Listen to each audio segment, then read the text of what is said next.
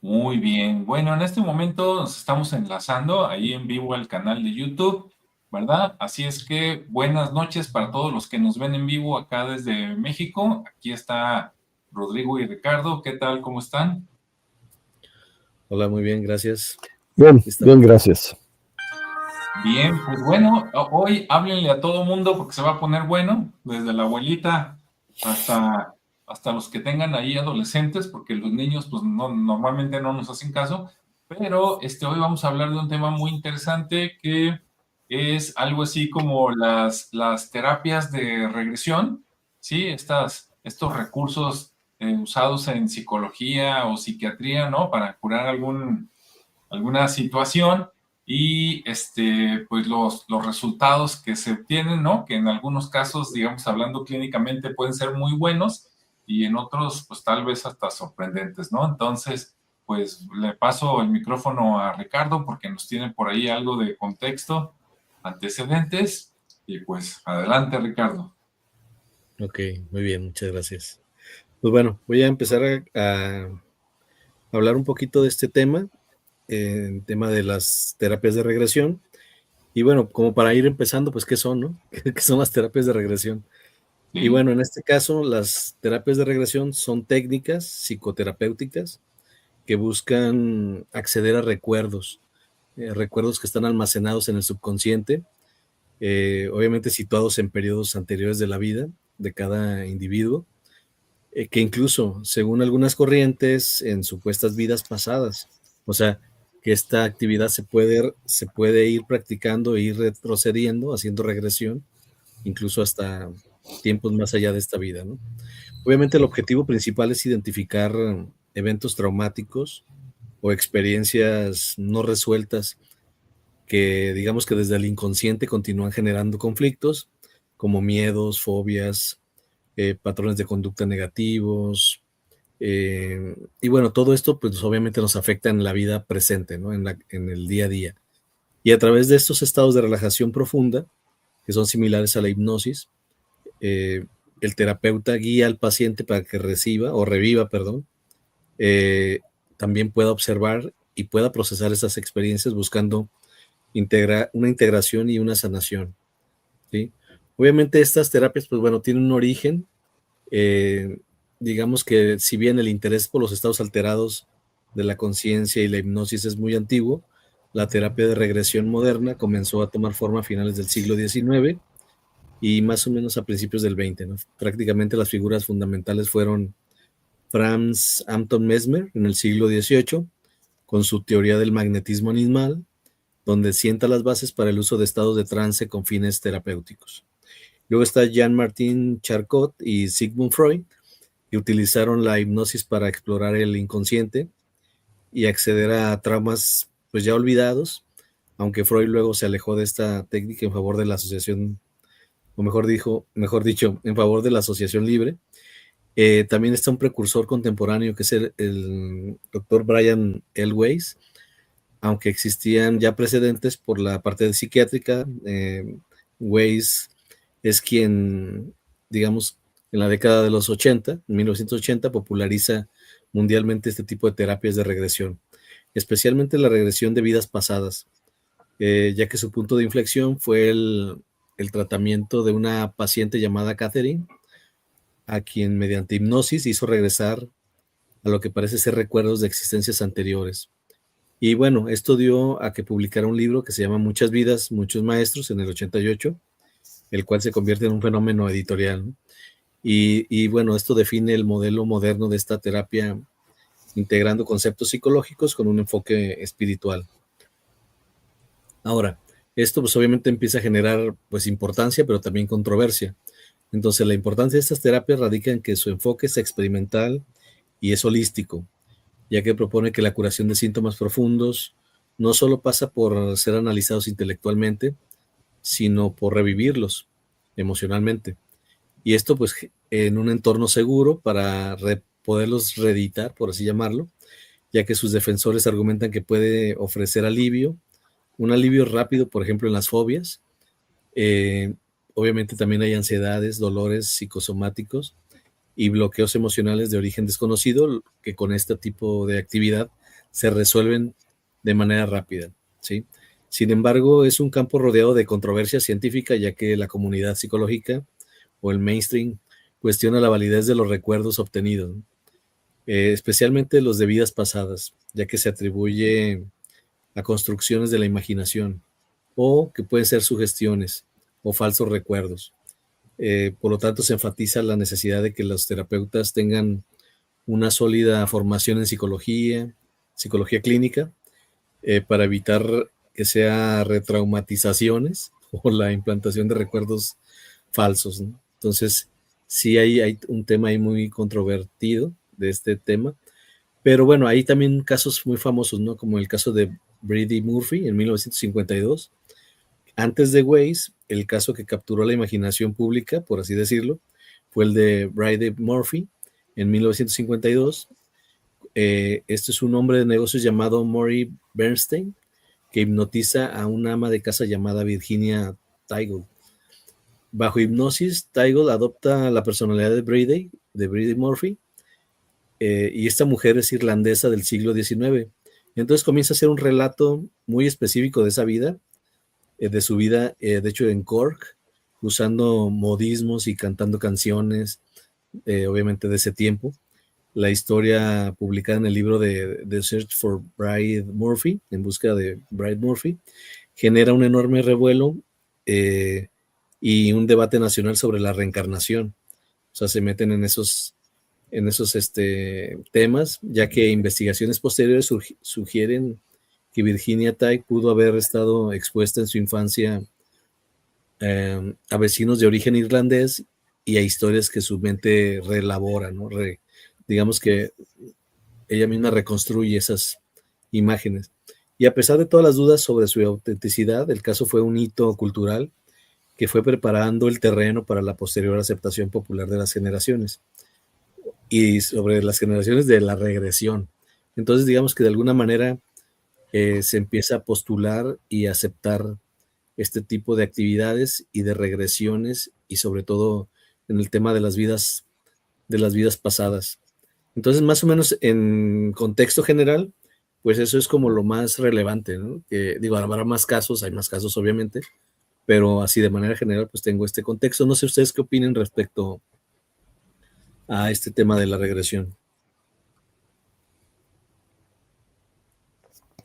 Ok, no sé si me toca hablar o no, pero primero, cuando Sigmund Freud, trabajando, estudiando con Charcot, descubre esto de las ¿cómo se llama? Terapia de hipnosis, en realidad, pues obviamente en ese tiempo, a finales del siglo XIX, él era parte de un creciente movimiento cultural que estaba redescubriendo el mundo de la magia, por decirlo de alguna manera, en una reinvención científica.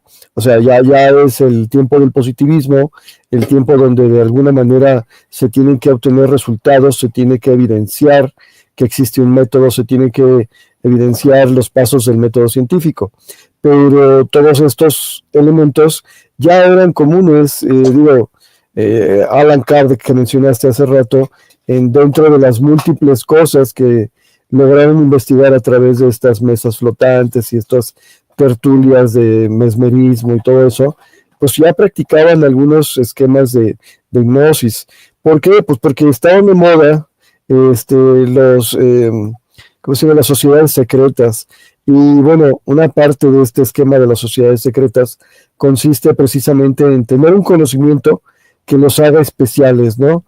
Es ahora sí que venderte la idea de que lo que yo te voy a decir es lo que te va a ayudar a salir adelante en la vida, etcétera. Entonces, pues ese tipo de conocimientos que normalmente se manejaban solamente en ciertos círculos y bajo ciertos contextos culturales, o sea, son prácticas que eran consideradas como religiosas, de repente se los llevan a la ciencia y se ponen a practicar y se dan cuenta que obtienen resultados.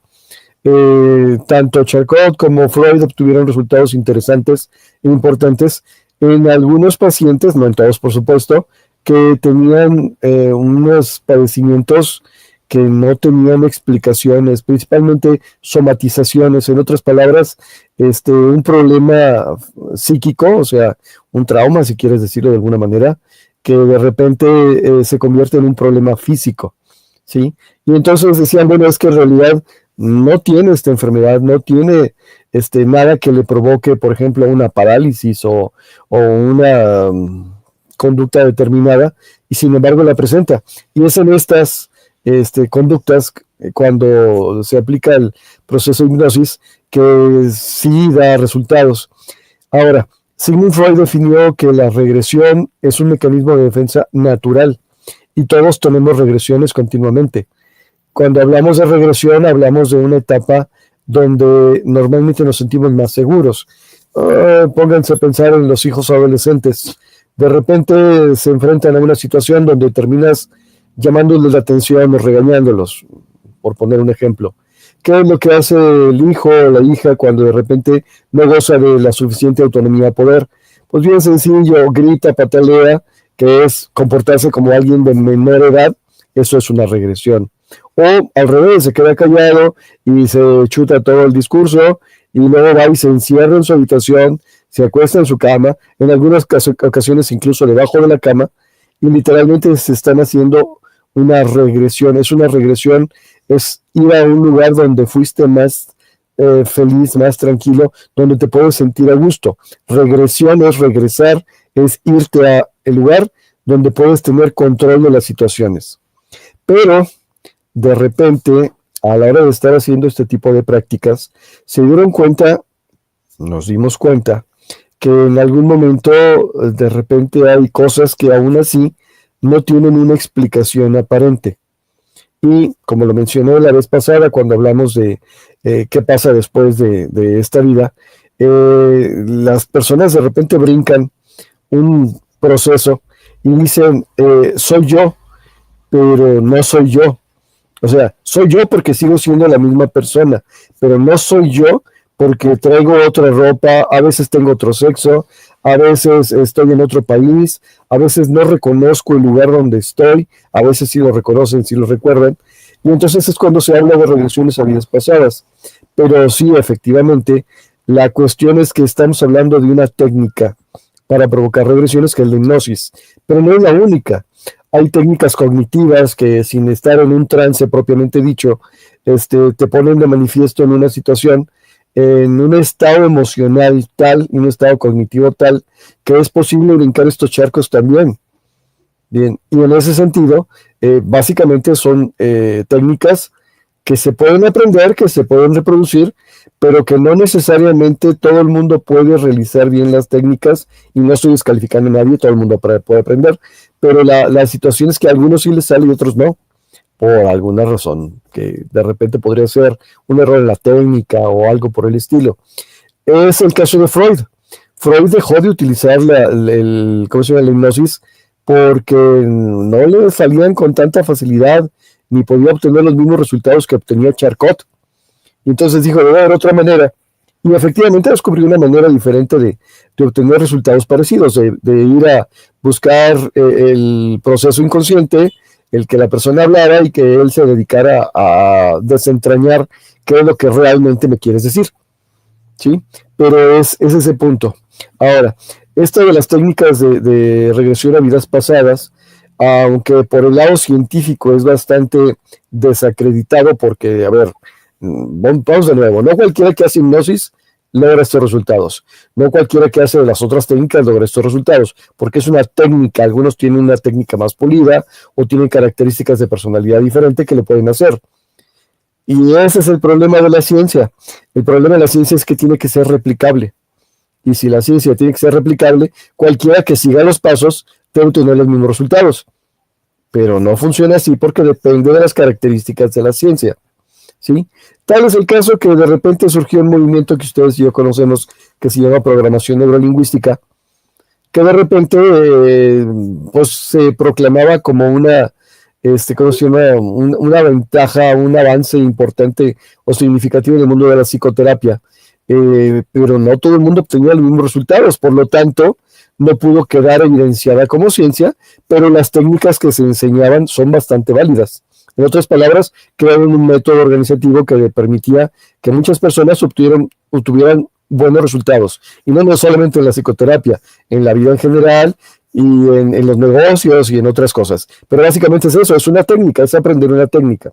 Ok, ahora, por la parte de la interpretación de estas situaciones que de repente te marcan como que de repente me fui a otra vida, efectivamente, como no hay consenso, como no todo el mundo obtiene resultados, como no todo el mundo se brinca de una estadía en una personalidad, entonces se le tiende a dar la interpretación como si fuera un símbolo, así como contarte un cuento. El cuento es un símbolo de una realidad más adelantada. Bueno, el que te cuento en una vida pasada es un símbolo, o se tiene que interpretar como un símbolo de lo que podría estar realmente representando o evidenciando el paciente a través de su proceso onírico despierto, o su psique profunda, o donde esté almacenado.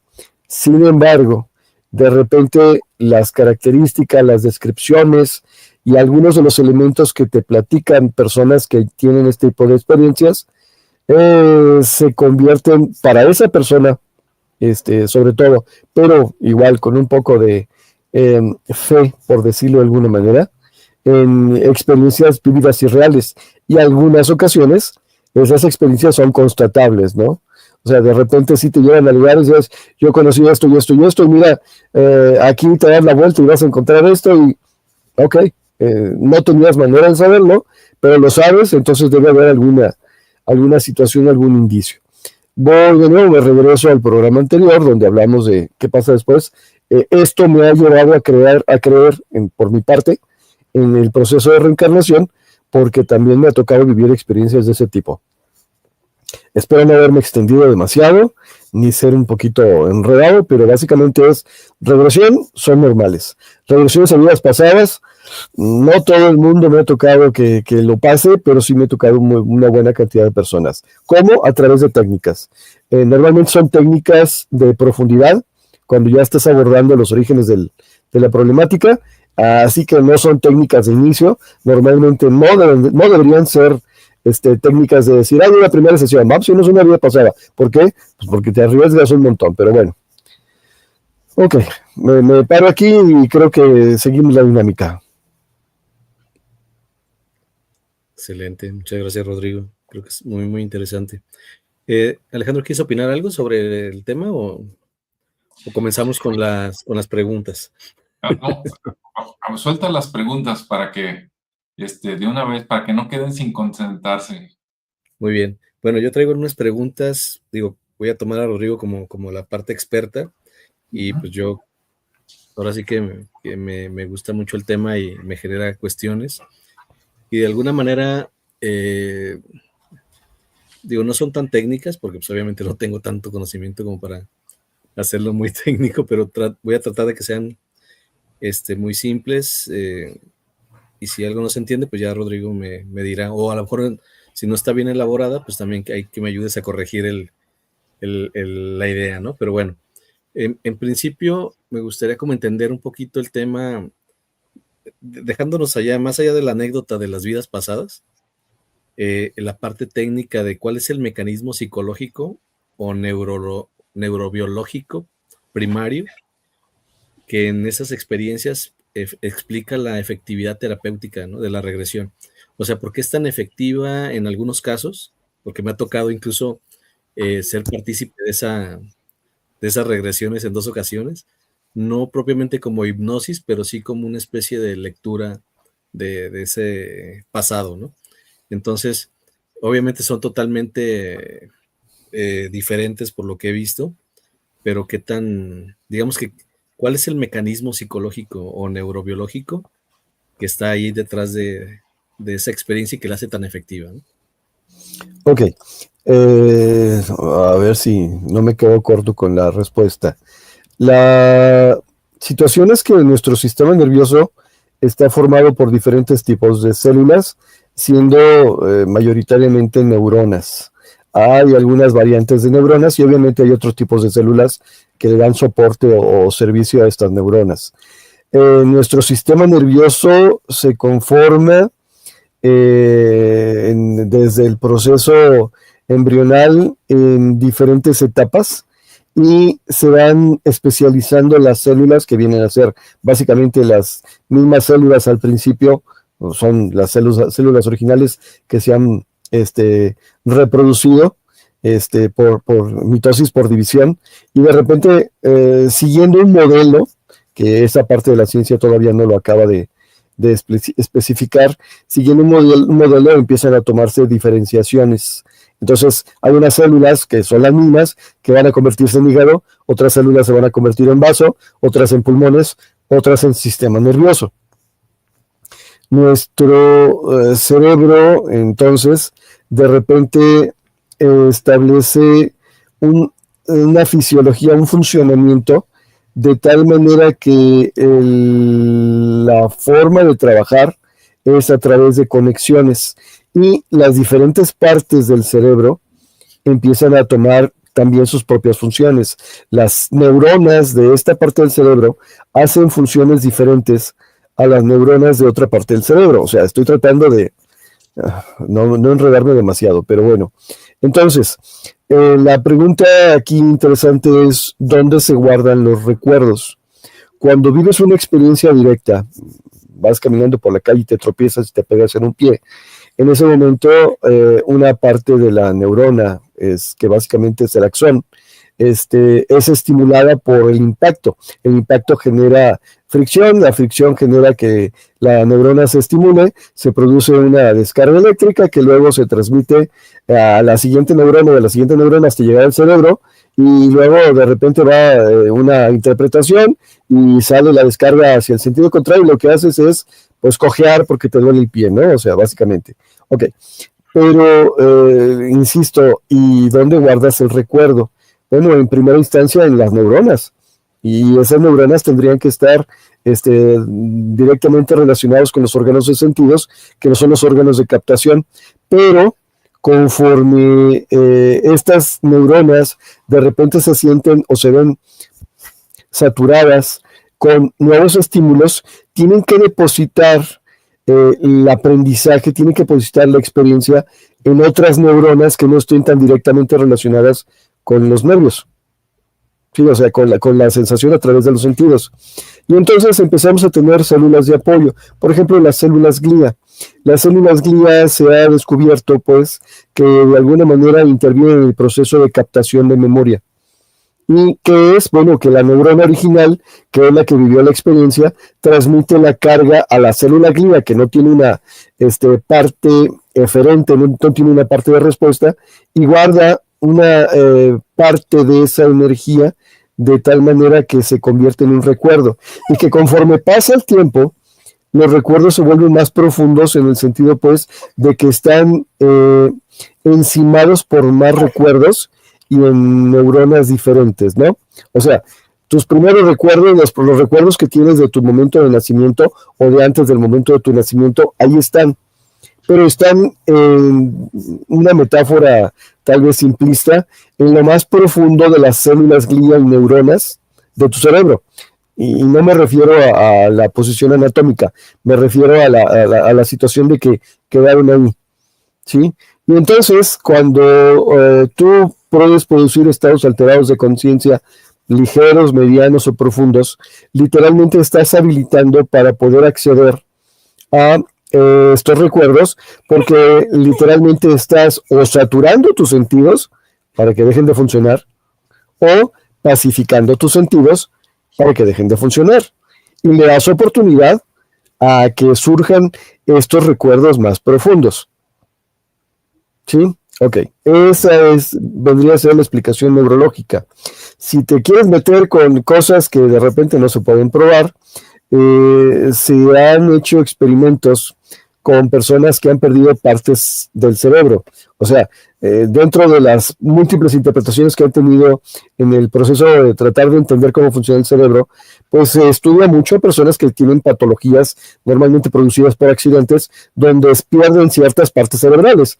Y entonces de repente estaban desgastándose mucho haciendo un mapeo cerebral y decir, es que en esta parte de aquí están las adicciones. Por ejemplo, por aquí en la parte de arriba de la oreja, por aquí están las adicciones. Si tienes una estimulación interna por ahí, que el hueso haya quedado con un flita, esto va a ser adicto. No sé, tendremos tantos problemas en esa parte de por qué hay tantos adictos. Ok, más allá de esta situación, han encontrado personas que tienen esa parte dañada, o sea, que la perdieron, que no es funcional, o que de plano no tienen siquiera esa parte, y aún así son adictos, por poner un ejemplo, ¿no?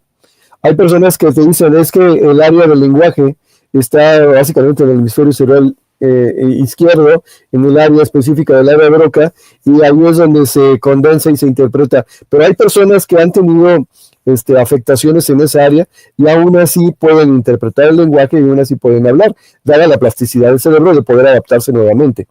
Voy de nuevo, en una interpretación que no es fácil de probar, se habla de un campo modélico. El campo modélico es una interpretación metafísica, o sea, ya no es científica, y que habla de que esos conocimientos no están en la parte física, sino que están en la parte energética que nos rodea.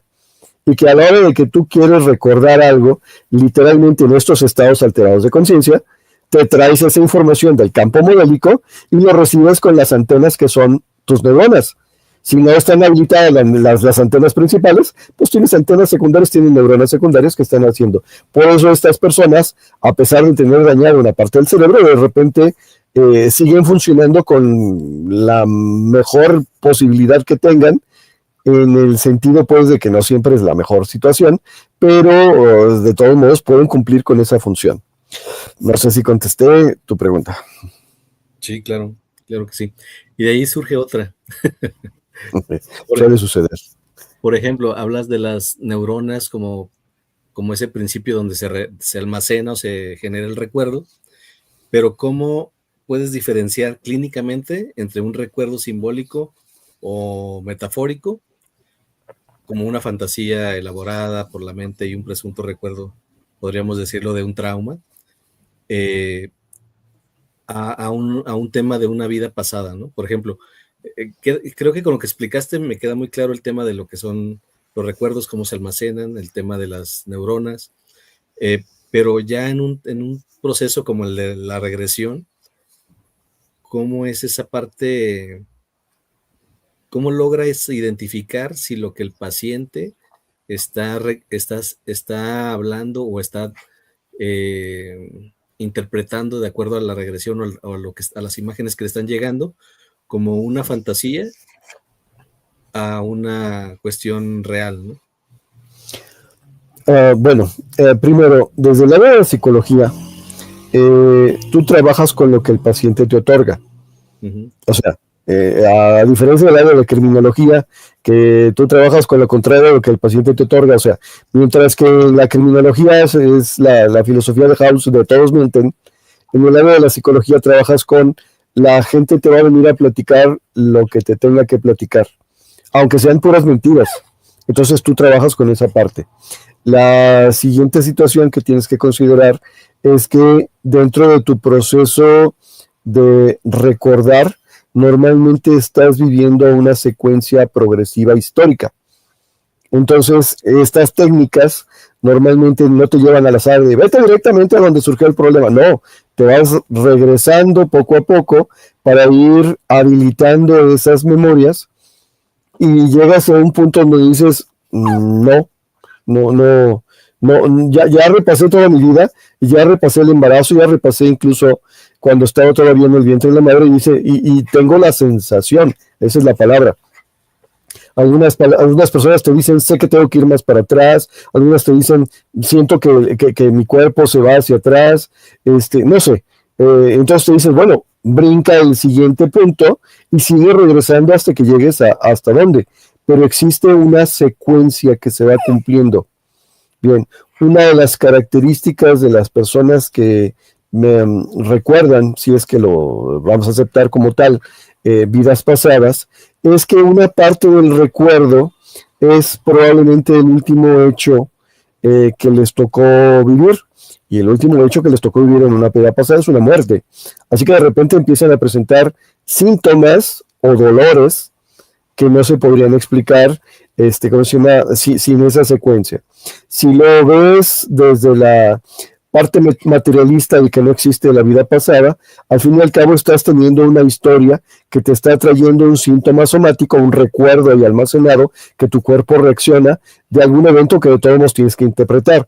Pero voy de nuevo, tú trabajas con lo que el paciente te da, ya sea la realidad de una vida pasada, o sea solamente un símbolo, o un recuerdo implantado, o un recuerdo de que tú viviste algo que en realidad no lo viviste tú, sino la persona de enfrente.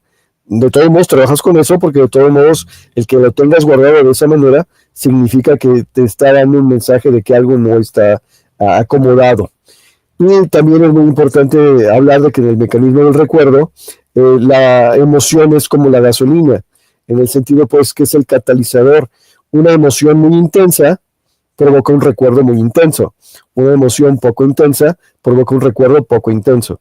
Entonces, de repente, cuando una persona llega al punto original donde se establecieron los síntomas, normalmente tienes un efecto de catarsis, una liberación de energía. En otras palabras, emociones intensas.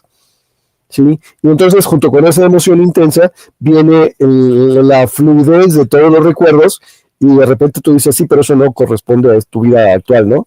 Es que recuerdo que maté a alguien, y dije, ¿has matado a alguien? No, no he matado a nadie, ¿no? Sí, no, bueno, pero mataste a alguien en otra vida. Bueno, así lo interpretas. ¿Es real? No lo sé. ¿Es mentira? No lo sé. Pero es lo que te da el paciente con lo que trabajas. Ya. Ok, entonces, para en estos casos que tú mencionas, pues sí hay protocolos, entonces, ¿no? Para no tener manera de influir en lo que el paciente te está narrando o contando o experimentando, y que puedas, ahora sí, como minimizar la influencia, ¿no? De implantar recuerdos, porque a lo mejor puedes guiarlo o ayudarlo a tratar de recordar algo que está manifestando como muy intenso, pero que a lo mejor es algo imaginario, ¿no?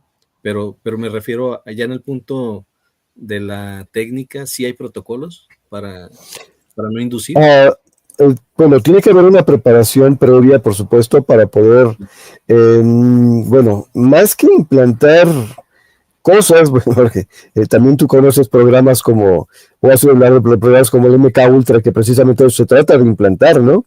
Pero más que en ese sentido, el terapeuta funciona, o el psicólogo, o el psiquiatra, o el coach, o lo que sea, funciona como un guía narrativo, como estos personajes de teatro que de repente están omnipresentes en toda la obra teatral, y que van guiando, y ahora hazle por aquí, hazle por acá, porque también, vamos de nuevo, cuando te encuentras con la catarsis, cuando te encuentras con la liberación de energía, de repente te encuentras con energías tan estancadas, tan profundas y tan dolorosas, que es incluso peligroso para la persona y peligroso para el terapeuta o los testigos que estén ahí.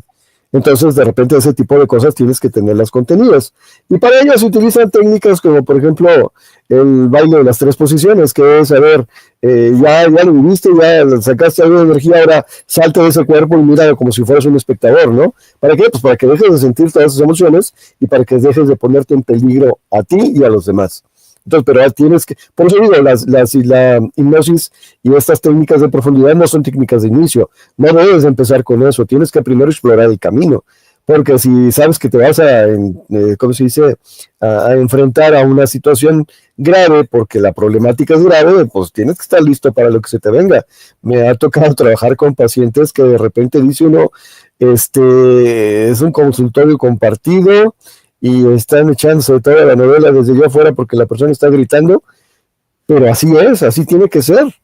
¿Sí? Entonces sales de la sesión, la persona sale bien tranquila, bien calmada, pero tienes todas las miradas en ti, porque ¿qué lo estabas haciendo, no? Pero sí hay algunas técnicas, y dentro de la técnica es controlar el proceso. Ok, qué interesante. Oye, y ahorita que mencionas eso, me recuerdas también la parte de la psicomagia, ¿no? Que bien mencionaste otra cuestión que no era todavía como muy reconocida, hay aspectos que todavía existen, como la parte de la psicomagia o el psicodrama, que lo utilizan como para exponer un trauma y resolverlo muy rápidamente, ¿no? ¿Eso consideras que es de alguna manera científico, que tiene alguna validez, aunque he visto que funciona, o al menos eso parece? Mira, lo primero que te enseñan en la Facultad de Psicología es que si la psicología es científica o no. O sea, lo primero que te meten es un debate de, a ver, ¿y la psicología es científica? Y la respuesta viene a ser más o menos controversial, porque si nos basamos en el método científico, con todo el que van a brincar ahí comentarios de personas que se dedican a las ciencias duras, ni siquiera la física es una ciencia como tal, porque es funcional y predecible en condiciones controladas, pero nunca existen en realidad unas condiciones controladas. Siempre hay algún elemento extra que tienes que considerar, siempre hay una variable en la naturaleza, en la realidad, fuera del laboratorio y dentro del laboratorio que no puedes controlar. Ahora, en el sentido positivista, la psicología, la sociología, la antropología, ninguna de las ciencias blandas es ciencia. ¿Por qué? Porque ante el mismo estímulo tenemos resultados diferentes. Sí, a ver, a una persona, dale un chicle en la calle, una sí te lo va a recibir, otra no te lo va a recibir, otra te va a mirar con desconfianza, otro te va a agradecer. O sea, mismo estímulo, misma situación, si quieres, misma calle, diferentes personas. Ok, vamos cambiando el experimento. Ofrecen un chicle a una sola persona, a la misma persona. Ofrécenlo en la mañana, a mediodía, en la tarde y en la noche. Y siempre vas a recibir probablemente una situación diferente. ¿Por qué? Porque las personas tenemos voluntad. No tenemos solamente la capacidad de reaccionar, no tenemos solamente un instinto. ¿Sí? Entonces, gracias a que tenemos voluntad y que valoramos y sopesamos un montón de cosas antes de tomar una decisión, en muchas ocasiones el mismo estímulo produce resultados diferentes. Desde ahí, positivistamente, ya no es ciencia. Las ciencias humanas entonces no quedarían como ciencias. Pero, y luego apareció por ahí en el 1950 y tantos, un señor que se apellidaba Bertalanffy que dice, lo que pasa es que tenemos que ampliar el paradigma. Tenemos que decir que las ciencias tienen que, de alguna manera, abarcar sistemas completos, porque solamente así puedes entender el fenómeno. No es lo mismo soltar una bomba en un ambiente controlado donde no te están atacando, por ejemplo, soltar la bomba atómica, ¿cómo se llama?, en Los Álamos, en Nuevo México, donde era una prueba experimental, que soltar una bomba encima del cielo de Japón con baterías antiaéreas, con aviones cazas que te estaban persiguiendo. Por más que quieras, no es lo mismo. Sí, entonces, vamos a ver, es científico. Ahora, si nos vamos a interpretaciones, existen muchos periodos grises en el área de la psicología y probablemente seguirán existiéndolos gracias a estas características. La psicomagia, la terapia de constelaciones en sus inicios, la terapia gestalt, en muchos procesos el psicoanálisis es muy discutible en el sentido pues del positivismo. Dices que tu modelo experimental está mal planeado, tus sujetos no están debidamente preparados, es que estás influyendo en el proceso. Pues sí, pero vamos de nuevo, son técnicas, funcionan en algunos no. La psicomagia, si no recuerdo mal, la promovía Jodorowsky, ¿no? Y básicamente es, ahora sí que meter el pensamiento mágico en el proceso diario y decir, a ver, ya que estamos tan pegados al pensamiento mágico, haz que ese pensamiento mágico trabaje para ti.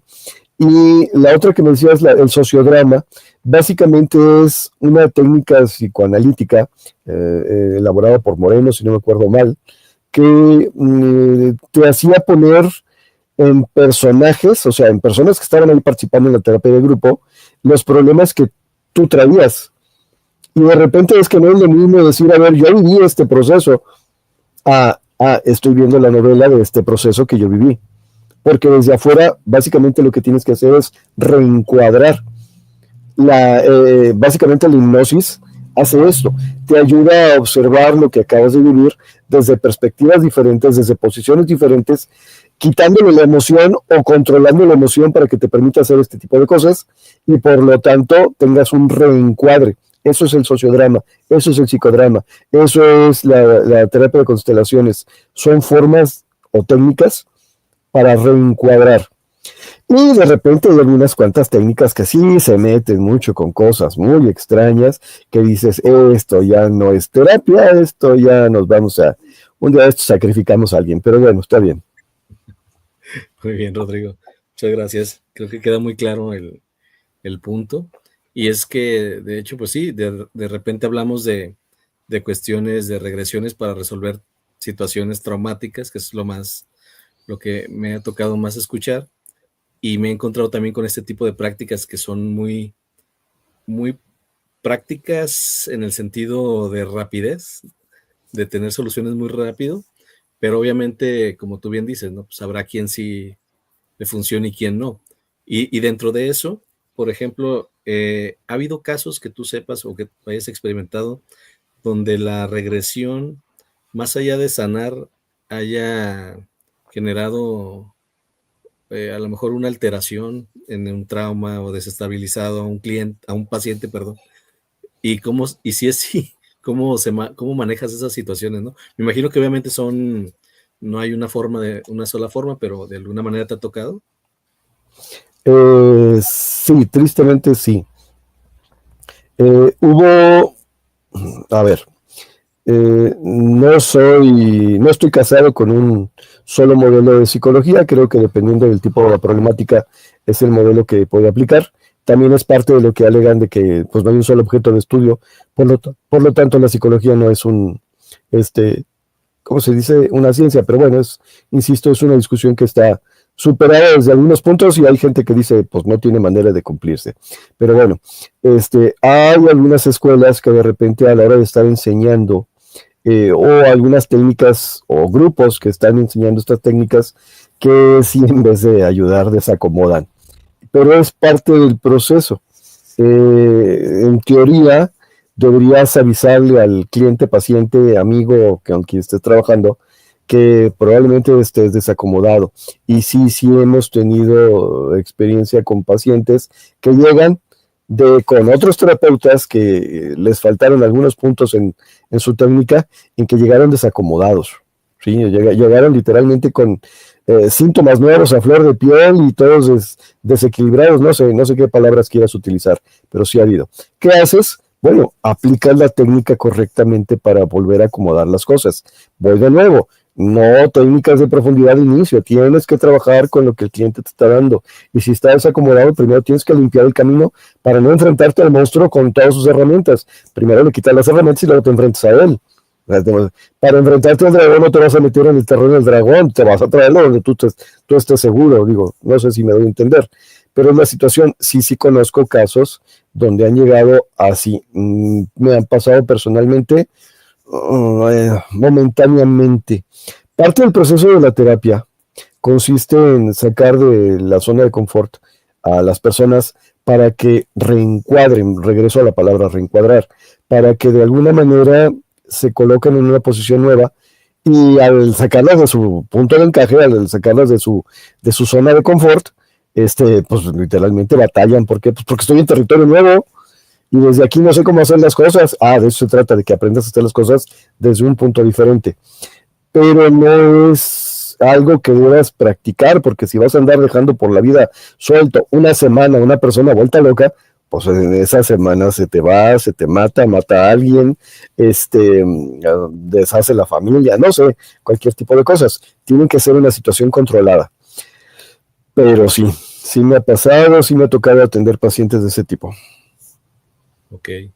Entonces esto significa que el paciente de alguna manera debe tener cierto perfil, o tú determinas, o tú en la misma sesión vas determinando ese perfil para no caer en ese tipo de contraindicación al momento de estar, porque me imagino que también hay pacientes que llegan y quieren ir directo a resolver sus problemas, y esos problemas pues tienen un proceso, ¿no? Sí. Y bueno. Desde que Quiero la solución completa en una sola sesión. Sale, Exacto. págame el tratamiento completo y en una sola sesión te saco. No, no funciona así. Vamos de nuevo. Como tú lo mencionas, es un proceso, tiene que irse por partecitas y primero hay que limpiar el pasado antes de abordar el presente. Primero hay que abordar el presente para poder proyectar el futuro. Primero tenemos que revisar las cuestiones que tienen que ver más allá de ti, lo que le llaman terapia familiar sistémica, que dicen que tienes que revisar a 5 generaciones. Yo con trabajos me acordé de 4, y la cuarta así como que una persona y nada más, y detalles mínimos, pero bueno, y luego te vas a abordar a tu esquema familiar, y luego te vas a abordar a la persona, y luego te vas a abordar a la problemática. Si te metes directamente a la problemática, no sabes qué te vas a enfrentar. Solamente en una ocasión, una sola persona llegó con la indicación así directa y me dijo: oye, sé que practicas hipnosis, sé que por referencia de otra paciente tuvo una experiencia así de interpretación de vida pasada, ¿ok? Y quiero que me lleves directamente al punto y lugar donde conocí por primera vez a mi pareja actual. Y dije: chico, ¿así? ¿De plano? ¿En una sola sesión? No, pues que sí, no, pues mira, se corre este riesgo y esto y eso. No, pues es que ya he tenido he estado en otros cursos. Digo, ok, dices, no te lo vas a quitar de encima. Ok. Afortunadamente, como iba predispuesta, afortunadamente, como sí había tenido cierto tipo de preparación, no estaba tan obstruyó el camino y no nos encontramos con una situación extraordinaria, ¿no? Pero fue una situación extraña de que, ok, ya recordaste de dónde, sí, bueno, ahora va la advertencia: si esa persona en otra vida te hizo esto, te la va a volver a hacer, así que pues vete preparando para, no, es que lo quiero mucho, que pues, sí, lo vas a querer mucho, pero así te la van a hacer, pero bueno, está bien. Ok, entonces bueno, ahora, tiene que ver mucho con las etapas y los procesos. Mencionaba yo que soy ecléctico en el sentido, pues, de que dependiendo de la problemática, hay ciertas técnicas específicas para resolver cierto tipo de situaciones, y hay ciertos modelos que dan énfasis en esas técnicas. En el área de la Gestalt, por ejemplo, que se abordan mucho problemas de tipo emocional, porque básicamente las técnicas se prestan para ello. Hay una metáfora que utilizaba Fritz Perls, que se le llama la maldición de la Gestalt. Y la maldición de la Gestalt dice que el paciente que llega contigo trae el problema que tú tienes. Entonces, de repente, te encuentras con pacientes que te llegan y te plantean el problema que dices: ¿sí? ¿Y cómo le voy a ayudar si yo tengo lo mismo? ¿Cómo le voy a ayudar a resolver el problema de juego si yo me dedico a apostar? Por poner un ejemplo, ¿no? Y entonces dices: bueno, es que tienes que arreglarlo en ti para que conozcas el camino y de esa manera lo puedes ayudar a él. O manda al otro lado porque tú no le vas a poder ayudar, ¿no? Y ahí es donde tienes que ser congruente. Ok, en ese sentido, por ejemplo, y es lo que yo mencionaba en el programa anterior, hubo una etapa específica hace como 13 años, más o menos, en donde de una forma extraña los pacientes con los cuales yo trabajaba a través de estas técnicas profundas, a veces hipnosis, a veces línea de vida, a veces otra fantasía guiada o cualquier otra de ellas, de repente decían: tengo que brincar, tengo que ir más atrás. Y se lo llevabas, y fueron muchos, o sea, no fue uno solo, fueron muchos pacientes que de repente se dieron en otra vida, o así lo interpretaron. ¿Sí? Y por lo tanto, como fue lo que me dieron, fue con lo que trabajamos. Pero que la versión que te planteaban, la historia que te planteaban, tenía toda la lógica del mundo para poder explicar los síntomas actuales. Sea en otra vida, o sea en una interpretación o metáfora o símbolo o lo que quieras llamar, funcionaban perfectamente para resolver las problemáticas. Y luego de un tiempo, de repente, en un estado consciente, si me lo permites, sin necesidad de una situación, yo empecé a tener recuerdos de vidas pasadas. O sea, voy en el camión, voy distraído, no voy haciendo nada, y de repente empiezan a llegar un montón de imágenes. Y entonces por ahí es donde digo que, bueno, por eso yo creo en la reencarnación. ¿Por qué? Porque de repente empecé a ver muchas cosas. También me encontré con gente que me quiso implantar recuerdos. Así, visiones, imágenes, y dices, no, esto se ve diferente, se siente diferente, sabe diferente, huele diferente, no es mío, esto no. Pero en ese momento, de repente, y luego de eso, y luego de que por fin pasó el periodo donde yo estuve literalmente recordando vidas pasadas, ¿sí? Es entonces que se cerró el ciclo, y desde ahí para acá solamente de vez en cuando unos cuantos pacientes han vivido otra vez esta experiencia. Sí, las técnicas han sido similares, pero ya la gente te dice, no, hoy tuvimos una comida con una amiga y es mi amiga actual, pero en algún momento fue mi paciente, antes de que fuera mi amiga, por supuesto, y pues no está en sus creencias, era muy materialista, y pues trabajé con ella nada de días pasadas, pero luego trabajé con su hija, sí, y su hija sí se brincó. Y volvió de nuevo, lo que platicaba expresaba perfectamente el origen y la situación y empezó a componer su vida en ese sentido. Y entonces llega mi amiga y me dice, oye, ¿y por qué a mí no me llevaste para allá? Y pues para empezar, porque tú no crees en eso. ¿Sí? Entonces, bueno, tiene que tener cierta creencia, tiene que tener cierta apertura. Pues tal vez sí, porque a ver, si yo te platico la historia de elefantes morados, ¿cuántos has visto en la vida? No, pues ninguno, entonces no me vas a creer, y por tanto, tu mente racional va a decir, no, no es cierto, ¿sabes qué? Me encontré con esto, pero no son mentiras, ¿sabes qué? Andaba fumando, no. Entonces, bueno, sí hay cierto tipo de aperturas, ¿no? Pero esta misma amiga luego llegó con otra problemática, es básicamente el mismo origen, pero otra problemática, y en esa ocasión ya brincó, y ya, ok, ya vi, y ya vi de dónde vienen los problemas, y efectivamente empezó a sanar alguno de esos aspectos. Se dice que entre más inteligente sea el paciente, es más fácil, ¿cómo se dice?, la curación. Pero nos vamos a la cuestión de las inteligencias múltiples. ¿Qué tipo de inteligencia? Entonces, es una mentira tal, ¿no? Que sepa mucho, que haya estudiado más, que nada de eso garantiza. Sí, sí, es correcto. Porque de alguna manera, hasta si fuera así, pues esa misma inteligencia pudiera ayudarlo a resolver sus propios recuerdos, ¿no? Pero bueno, fíjate que... Antes de que le sigas, no, déjame decirte, muchas veces la cuestión es que los problemas profundos que tenemos están en el inconsciente, diría Sigmund Freud. O sea, ahí están, todo el mundo los ve, pero tú no los ves. Sí, por lo tanto, no es un problema para ti. Y desde la primera parte del proceso de terapia lo primero que tienes que hacer es decir, sí, tengo un problema, porque mientras no lo reconozcas no vas a querer arreglar nada. Sí, eso es correcto. Y de hecho eso me lleva también a preguntarte, digo, hay ya diferentes prácticas, técnicas, filosofías y un sinfín de cosas que han aparecido, desde la parte que tú hablabas de las constelaciones, la parte transgeneracional, la epigenética, que también últimamente es muy nombrada, pero que casi todos caen en dos, que no sé si sean realidades objetivas o potentes arquetipos de inconscientes colectivos, ¿no?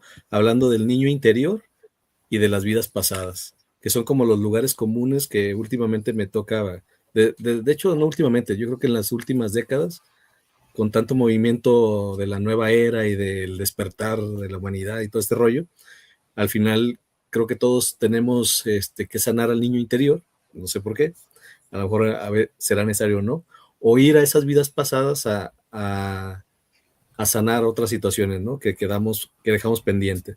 ¿Tú cómo lo ves de una manera, como terapeuta? ¿Es necesario dialogar con estos elementos o simplemente son conceptos ahí, como digo, arquetipos? Ok. En algún momento yo dije, necesito trabajar para sanar al niño interior. Con los pacientes, pues, y conmigo también, por supuesto. Voy a la, ¿cómo se llama? A la situación de la maldición de la Gestalt. Pero también, de repente, me di cuenta de que había que sanar en otros pacientes al adolescente interior y en otros pacientes al adulto interior. Cada quien trae sus problemas. Algunos son muy recientes y muy intensos, algunos son muy azarosos, revoltosos, complicados en la adolescencia, y muchas veces el niño interior te quiere llevar a ese momento de tu vida donde no tenías fuerza física, no tenías los conocimientos que tienes ahora, no tenías los recursos con los cuales ahora te desempeñas diariamente, no tenías ni la fuerza, ni la voluntad, ni el poder para resolver problemas, y te enfrentabas a un problema grave, complicado o intenso. Pues ese es el niño que tienes que sanar, porque efectivamente ese niño no podía sanarlo porque no tenía ni fuerza, ni voluntad, ni poder, ¿sí? Entonces, así como decir, hay una fórmula universal, no, depende de lo que tiene el paciente, depende de dónde surge. Me he encontrado con muchos pacientes que de verdad hay que sanar el adolescente interior, gracias a que la adolescencia es el proceso donde te expones al mundo, y al salir al mundo fue donde los patearon, pues, digo, en una manera metafórica de decir. Sí, claro. Voy a apagar un poquito mi cámara, aunque sigo escuchando, porque me estoy quedando sin batería y tengo que conectar, ¿eh? Sí, déjame nada más, creo que quiero agradecerte ese comentario que acabas de hacer con esa pregunta, porque creo que esto a las personas que nos escuchan nos da bastante información de no necesariamente irnos a esos niveles, ¿no? Sino más bien, si se está ante un profesional y se hace un diagnóstico o una correcta, ¿cómo le llamarías? Exploración, por así llamarlo, de lo que está necesitando, de cómo está en este momento, pues no necesariamente hay que ir a esos arquetipos, ¿no? De manera rápida y lógica, sino más bien entender la necesidad del paciente y ir directo a donde le está doliendo o donde aparentemente está necesitando la ayuda. Eso me parece muy, muy bien, y qué bueno que lo comentaste. Para que la gente no entienda que rápido se tiene que ir a vidas pasadas o a niño interior a resolver sus temas, ¿no? Ahora sí que Hollywood y las películas y la televisión nos han llevado allá. Sí, exacto. En muchas ocasiones vas a ver, pero también en otras ocasiones te vas a adolescente, y ahora tengo que agregarlo, y en algunas ocasiones te vas a vidas pasadas, pero no es obligatorio, o sea, me estoy quedando sin batería, pero antes que se me apague. Sí, conéctate, Rodrigo. Sigo escuchando. Bien, mientras, Ricardo, unos anuncios de los patrocinadores. Adelante. Mira, tenemos público por aquí conectado, no se vayan, ahorita vuelve Rodrigo y seguimos en esta charla de momento entre Ricardo y Rodrigo. Yo no me he metido porque no ha sido necesario, pero entre las personas que tenemos conectado, pues un saludo a Mari Soto, y nos dice que mañana es su cumpleaños. Entonces, pues le mandamos un abrazo y que se la pase muy, muy bien, ¿verdad? Sí, felicidades. Ahí. Sí, y bueno, pues adelante. Yo creo que ahorita ya se anda conectando Rodrigo. Muy bien. ¿No? Sí, de hecho ya para ir finalizando con Rodrigo, también para no cansarlo tanto con preguntas. Sí. Pero bueno, de eso se trataba hoy, así que pues en eso estamos. Sí me gustaría ya como última pregunta, ahora sí que mirando un poquito al futuro de este tema, ¿cómo podríamos o cómo se podría la investigación científica, cómo podría la parte científica validar o refutar los postulados centrales de la terapia de regresión? Esto con la finalidad de ganar credibilidad en el ámbito académico, ¿no? Porque de alguna manera, pues siempre está ahí la duda, el cuestionamiento, y no sé si exista, porque a lo mejor no es, aparte si es necesario o no lo sé. Ahora sí que ya depende de cada profesional y de la gente que busque este tipo de soluciones, pero ¿existe alguna base científica que permita validar o refutar estos postulados de la terapia de la regresión? El acercamiento más grande que se ha tenido hacia un modelo más amplio del paradigma científico fue la terapia de sistemas. Perdón, fue el, ¿cómo se llama? Modelo sistémico. No es terapia de sistemas, es el Ay, no me acuerdo. En esta postura de Bertalanffy de decir, vamos analizando la situación. No sé, ¿te acuerdas del teorema de Godot?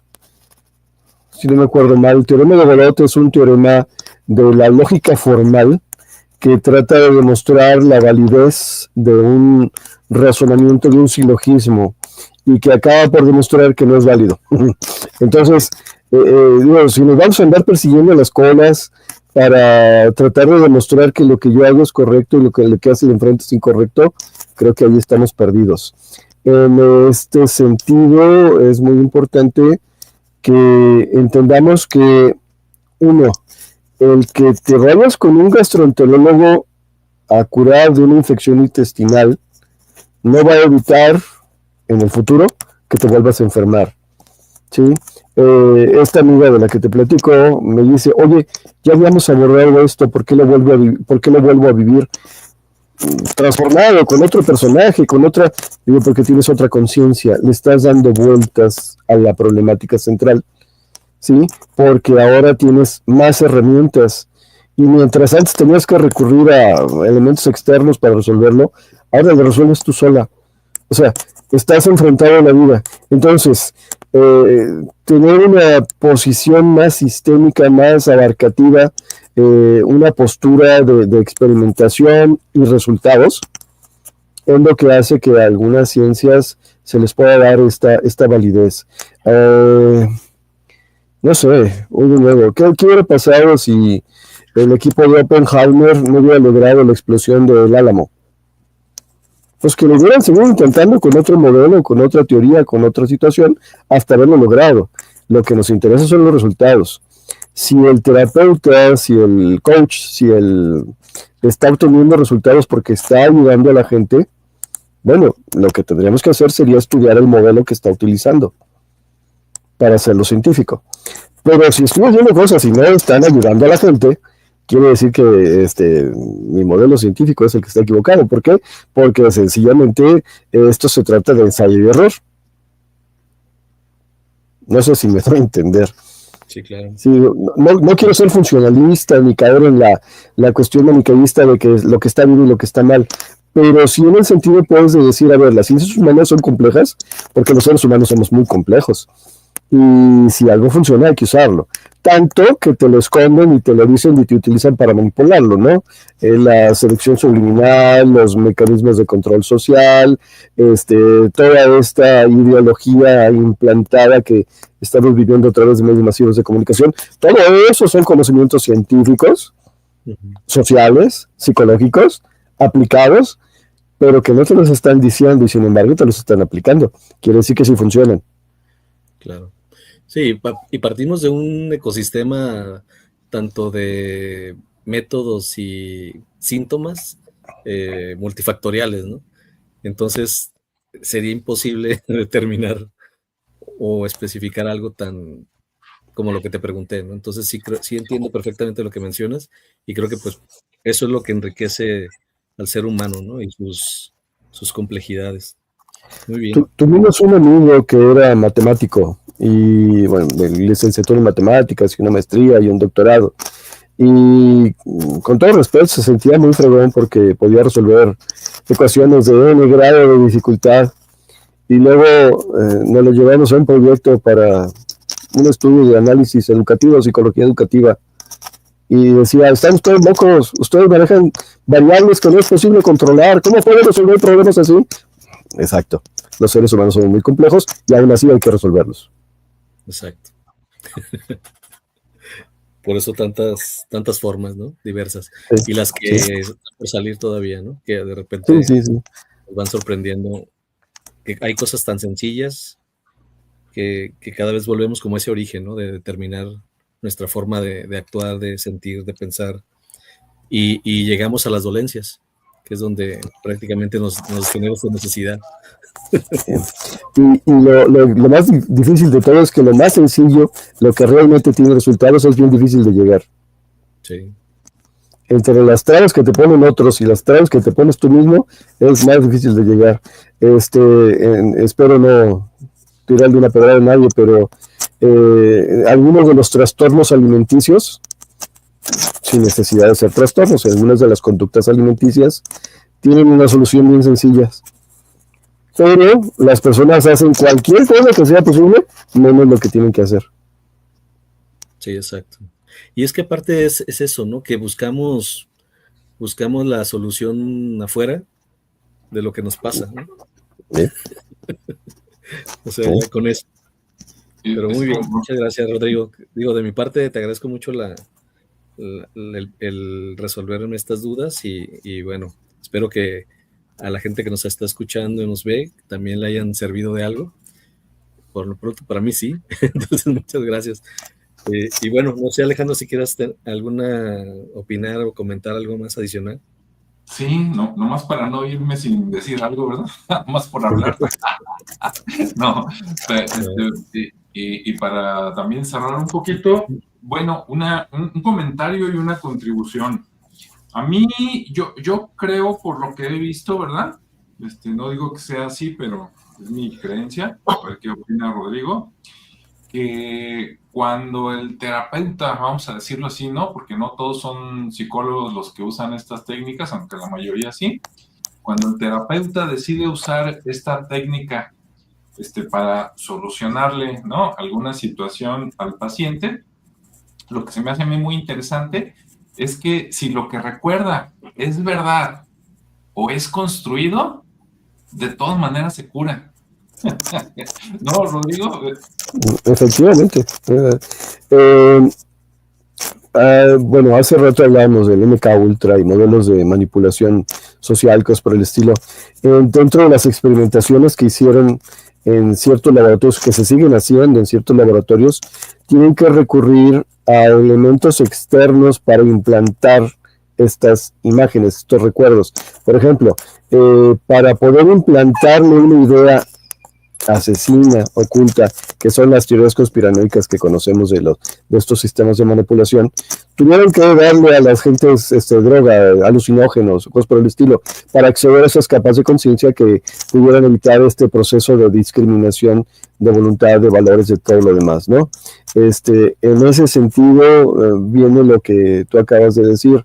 Híjole, se me fue la idea. Pero la cuestión es que sí, de repente, si te está dando resultado, pues sigue usando.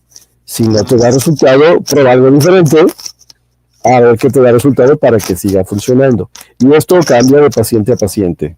No voy a decir que es un arte la cuestión de que algunos sí pueden, otros no pueden. No, voy a decir que, a ver, tu modelo científico dice ensayo y error. Ese experimento no falló, haz otro experimento. Pero sí hay un cierto patrón repetitivo que tienes que seguir. Sí hay un proceso, sí hay un método.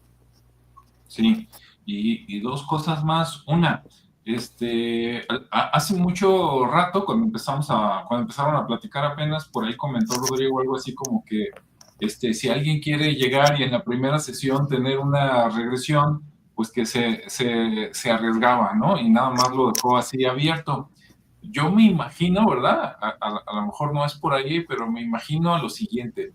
Obviamente el paciente tiene que tener cierta preparación y el terapeuta también tiene que tener cierta preparación y experiencia, ¿no? Porque si no, pues no. Si no, puede pasar que no pase nada, así de fácil, o puede pasar que pase algo malo, ¿no? Yo recuerdo haber visto un podcast de una señora, que lo bueno es que yo nunca me acuerdo de los nombres, ¿no? Para no quemar a nadie, pero esa señora, es como asesora, creo que empezó de asesora de negocios, algo así, pero pues le entró a consultoría, le entró a coaching, ¿no? Se certificó, le entró al tarot, le entró al Reiki, le entró a la, ¿cómo se llama? Al New Age, o sea, le entró un montón de cosas. Al principio también se veía que estaba medio desubicada, ¿no? Pero le entró a todo y luego se dedicó a ayudar a personas, a ayudarlas en su negocio o para que sacaran dinero. Pero de repente con una vez una tía le dijo, ay, ayúdame con una regresión. Y ella había estudiado regresión, no creía en las regresiones y creía que era pura charlatanería, y aún así le dijo a la tía, vente, vámonos a una sesión, y resulta que sí pudo inducir a la tía, digamos, al trance, por llamarlo de alguna manera, pero la tía se fue a recordar el momento de una vida anterior donde la estaban quemando viva y andaba que no se la acababa y ¡ay! ¡Ay! Y la otra andaba que no sabía qué hacer, ¿no? O sea, no tenía la experiencia para decirle, oye, a ver, salte de ahí, verlo desde afuera, ¿sí? Y vamos a terminar eso, y ahora que aprendiste, o sea, no tenía esa experiencia. Entonces, pues estaba viendo que su tía no se la acababa, ¿no? Y afortunadamente se le ocurrió el 1, 2, 3 despierta, por decir algo así, y la tía volvió y casi le mienta a la madre a la sobrina, no, pinche sobrina, no vuelvas a hacerme esto, hija de la... Ta. Entonces, pues, también, ¿no? Hay que ese es un ejemplo. Otro ejemplo es que hay gente que se queda perdida. O sea, literalmente se queda ida, así. Sí, se quedó sí, ida. sí, se quedan idos. Y obviamente las técnicas que te tienen que enseñar y que tienes que practicar es cómo te lo traes. Así es. ¿Cómo lo regresas de nuevo? Digo, sin hablar de vidas pasadas, imagínate que tienes una víctima de una agresión profunda y severa, no quiero decir el nombre, pero una agresión profunda y severa. Parte del trabajo del terapeuta, del modelo que quieras o de la técnica que quieras, es ponerte en la posición de que la persona te pueda ver a ti como el agresor para que descargue contra ti toda la vida que trae. Imagínate la primera sesión que no sabes cómo demonios y te resulta que es karateca, pues ojalá sobrevivas. No, pues no manches, o sea, por eso tiene que haber un trabajo de preparación y por eso tiene que haber un proceso. ¿Sí? No soy fan de la terapia formal en el sentido de 2 años de terapia. De hecho, me gusta trabajar terapia breve, 10 sesiones, pero es eso, es ir limpiando el caminito para que cuando salga el monstruo, cuando salga realmente ya sepas con lo que te vas a enfrentar, ya te hayas preparado y ya hayas preparado. Sí pasan cosas. Es lo que decía, de repente te dice, estoy muriendo en la vida pasada, me duele el pecho, me estoy muriendo, me duele el pecho. Oye, pues vete más para atrás, o vete más para adelante, o salte, obsérvate, o sea, cámbiate de posición. Porque desde ahí, el recuerdo más importante que tienes de tu vida pasada es como te moriste. Así es. Y la última pregunta que hizo Ricardo, ¿no? De que cómo podrías validarlo científicamente, más o menos así fue la pregunta. Bueno, a mí se me ocurren 2 cosas, ¿verdad? Son teóricas porque como no tengo ni el dinero, ni el tiempo, ni los aparatos para hacerlo, pero por ejemplo, mencionaron se me fue el nombre, pero bueno, una técnica que mencionó Rodrigo de las que estuvieron de moda, donde se ve si eres auditivo, kinestésico o... Programación neurolingüística. Programación neurolingüística. En la programación neurolingüística, cuando identifican a una persona, ¿no? Para saber si es auditivo, kinestésico, visual o una combinación un poquito de todo, ya que lo identificas, depende para dónde mueva los ojos, sabes si está recordando o está construyendo. Entonces, digo, desgraciadamente la mayoría de las terapias que yo he visto, ¿verdad? Y la mayoría en video, reconozco, casi siempre son como si el paciente estuviera dormido, ¿no? Es cierra los ojos. Entonces, pero no necesariamente, sé que no necesariamente. Entonces, si no tuviera los ojos cerrados y tú le preguntas y él te platica y todo, y tú ves para dónde pueden mover los ojos, eso sería una manera muy fácil, sin invertirle mucho dinero, de decir, esto es construido o esto es de veras recordado, ¿no? Pero hay que saber mucho, digo, en comparación a lo que yo sé, hay que saber mucho, porque si tú juras de que, no, lo está recordando, y resulta que la persona, en lugar de ser derecho, a lo mejor es zurdo, pues a lo mejor están volteados los cables, ¿no? Y tú te vas con la finta, también están esos detalles. Y la otra sería de plano, así como el famoso Jacobo Greenberg, ¿no? Que tenía todo el apoyo, no digo todo el dinero porque no era de él, pero era de la UNAM, la institución que más dinero tiene, ¿no? En toda la República Mexicana. Y entonces, pues cuando tú tienes un laboratorio y te pueden poner diodos y todo, y llegas y te van a hacer una regresión, pues no solo es la programación neurolingüística, sino que tú estás viendo ahí en la computadora qué áreas del cerebro son las que se están prendiendo y apagando, ¿no? Como al principio decía Jürgen Klarik, Y entonces también hay partes que se activan cuando recuerdas en el cerebro y hay partes que se activan cuando imaginas o construyes algo. Entonces sería como que lo más científico, ¿no? Combinar esas dos cosas para saber si qué tanto sí y qué tanto no, y de todas maneras nunca va a ser el 100%, ¿no? Bueno, y entonces, pues ya con todo lo que dijeron, yo espero que mucha gente esté interesada, y entonces si gustan dar sus datos, ya que Ricardo pues es coach de negocio y Ricardo pues es terapeuta familiar, entonces pues para el que esté interesado, ¿no? Ya que hablamos del tema, el que guste anunciarse, adelante. Gracias, Rodrigo. Sí, psicólogo clínico, consultor familiar y bueno, aunque no directamente aspectos criminológicos.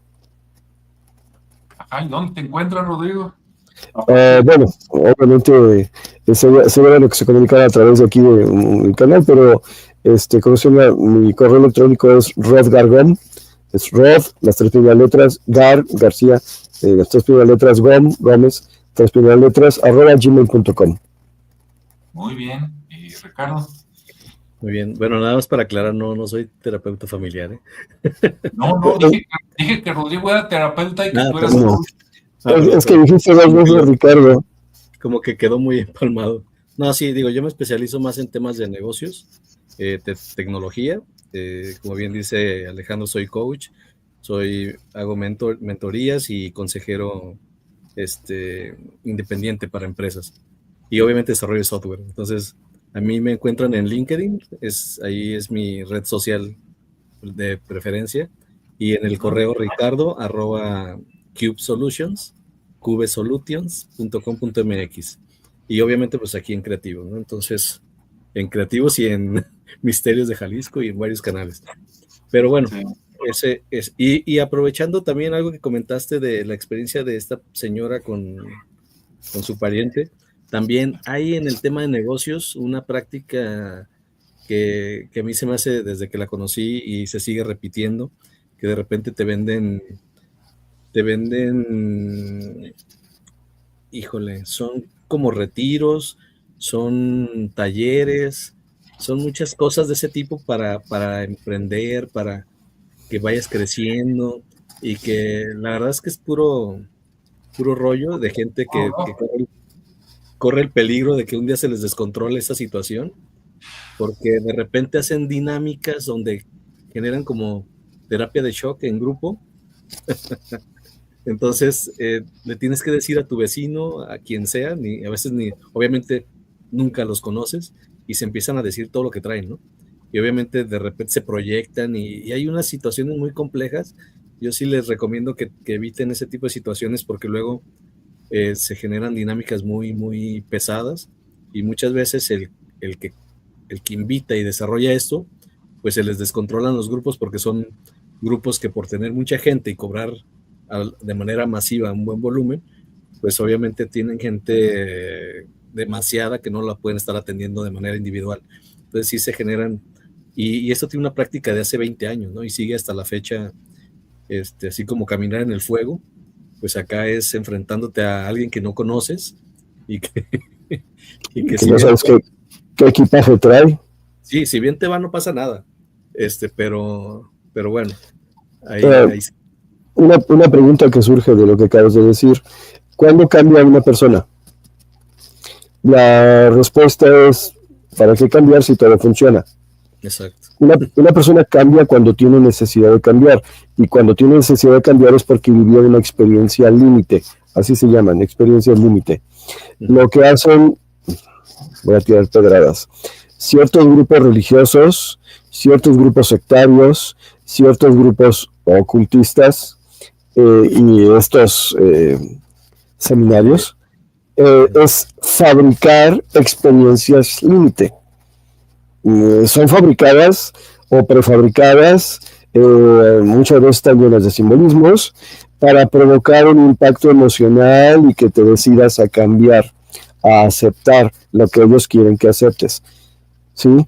Pero si quieres experiencias límite, dedícate a vivir la vida. La vida te da por montones razones para cambiar, que a veces no tengamos la conciencia o las ganas de querer verlo, ¿no? Digo, con todo respeto, si alguien es alcohólico y de repente ya tiene problemas familiares y no ha llegado a la experiencia límite, pues necesita caer más para vivirla, ¿no? La vida ya te da lo que necesitas para hacerlo. Y si en ese momento no te sientes cómodo para cambiar, no vas a cambiar. Si alguien te fabrica la experiencia límite, perdón que lo diga, te está manipulando.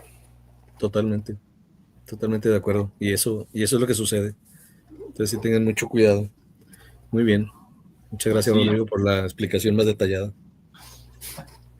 Muy bien, bueno, pues esperemos que les haya gustado este tema. Como ven, hoy fue un poquito una combinación más de clínico y misterio, un poquito de negocios, pero muy relacionado y muy interesante, ¿no? Esperemos que les haya gustado. Ya si alguien dice, oye, otra segunda parte o algo, porque es un tema que da mucho, ¿no? Para hablar y cortar. Y si no, bueno, pues vamos a estar, agarrando, ¿verdad? Vamos a estar salteando como siempre entre los temas de misterio, historia y pues cosas interesantes. Entonces, muchas gracias a todos los que estuvieron aquí. Que tengan, pues una buena semana y nos vemos en el siguiente, ¿verdad? Hasta luego. Hasta luego.